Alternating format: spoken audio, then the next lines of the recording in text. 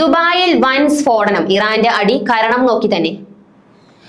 Prince സുൽത്താൻ airbase ലക്ഷ്യം. പടിഞ്ഞാറൻ ഏഷ്യയിൽ യുദ്ധത്തിന്റെ തീ കൂടുതൽ ഭീകരമായി പടരുകയാണ്. ഇസ്രായേലിനെയും ഇറാനെയും ചുറ്റിപ്പറ്റിയിരിക്കുന്ന സംഘർഷം ഇപ്പോൾ ഗൾഫ് മേഖലയിലേക്കും വ്യാപിക്കുമെന്ന സൂചനകളാണ് പുറത്തുവരുന്നത്.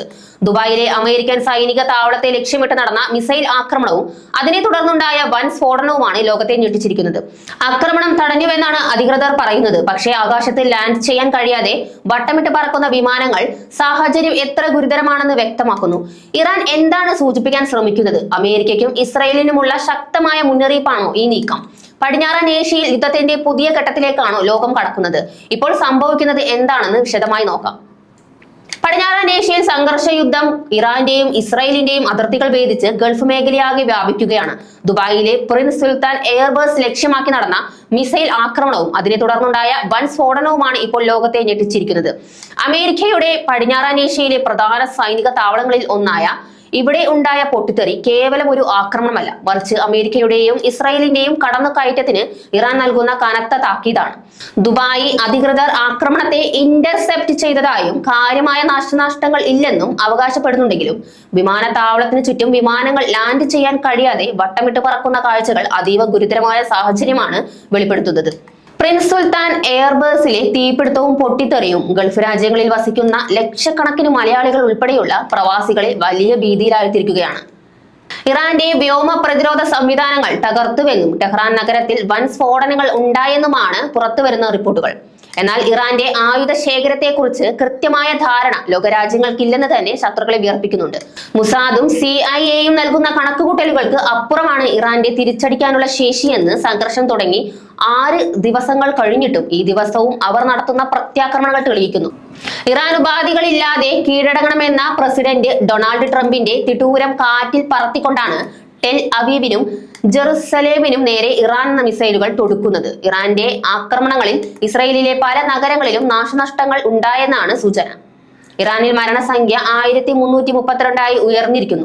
യുദ്ധം മുറുകുമ്പോൾ അവിടെ കുടുങ്ങിക്കിടക്കുന്ന 10,000-കണക്കിന് ഇന്ത്യൻ വിദ്യാർത്ഥികളുടെ അവസ്ഥ അതീവ ദയനീയമാണ്. ടെഹ്റാനിലും കോമിലുമായി കഴിയുന്ന ഇവരിൽ ഭൂരിഭാഗവും ജമ്മു കാശ്മീരിൽ നിന്നുള്ളവരാണ്.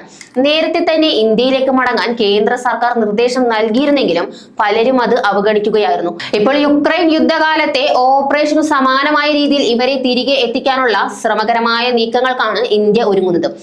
ഗൾഫ് രാജ്യങ്ങളിലാകെ ഏതാണ്ട് 1 കോടിയോളം ഇന്ത്യക്കാർ ഉണ്ടെന്നത് നമ്മുടെ നയതന്ത്ര നീക്കങ്ങളെ കൂടുതൽ സങ്കീർണമാക്കുന്നു.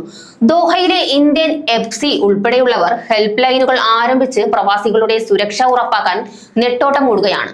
അമേരിക്കയുടെ ഭാഗത്തു നിന്ന് ഇസ്രായേലിന് അതിശക്തമായ പിന്തുണയാണ് ലഭിക്കുന്നത്.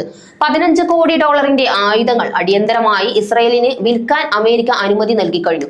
നിയമപരമായ നിയന്ത്രണങ്ങൾ മറികടന്നുകൊണ്ടാണ് ഈ ആയുധ കച്ചവടം നടക്കുന്നത്.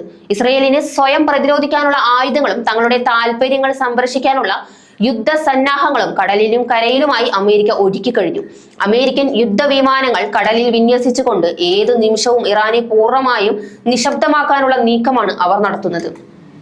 എങ്കിലും ഗൾഫ് രാജ്യങ്ങളെ അമേരിക്കയോടൊപ്പം ചേർത്ത് നിർത്തി ഇറാനെ ഒറ്റപ്പെടുത്താനുള്ള നീക്കത്തിന് ഇറാന്റെ ദുബായ് ആക്രമണം ഒരു തിരിച്ചടിയായി മാറിയിരിക്കുകയാണ്. ഗൾഫ് മേഖലയിലെ അമേരിക്കൻ സൈനിക താവളങ്ങളെ ലക്ഷ്യമിട്ടുള്ള ഇറാന്റെ നീക്കം ലോക സാമ്പത്തിക ആക്രമണത്തെയും വിമാന സർവീസുകളെയും പാടെ തകർത്തിരിക്കുകയാണ്.